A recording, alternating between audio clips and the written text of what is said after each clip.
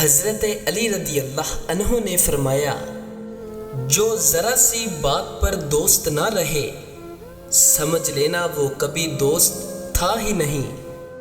حضرت علی رضی اللہ عنہ نے فرمایا، جب تمہارے پاس رزق تمہاری ضروریات سے زیادہ ہو تو فوراً سمجھ جانا کہ یہ کسی کا حق ہے جو تمہارے پاس اس کی امانت ہے۔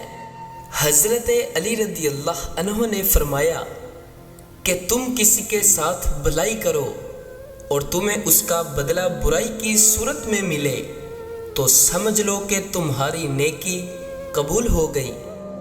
حضرت علی رضی اللہ عنہ نے فرمایا، صرف وہ لوگ مقدر والے ہوتے ہیں، ایک وہ جنہیں وفادار دوست ملتا ہے اور دوسرا جن کے ساتھ ماں کی دعائیں ہوتی ہیں۔ حضرت علی رضی اللہ عنہ نے فرمایا، مشکلات ہمیشہ بہترین لوگوں کے حصے میں آتی ہیں کیونکہ وہ اس کو بہترین طریقے سے انجام دینے کی صلاحیت رکھتے ہیں۔ اللہ عز و جل ہم کو اپنے حفظ و ایمان میں رکھے۔ اگر یہ ویڈیو آپ کو پسند آئی ہے تو اس کو لائک، شیئر، سبسکرائب کرنا نہ بھولیے گا۔ جزاک اللہ خیرہ۔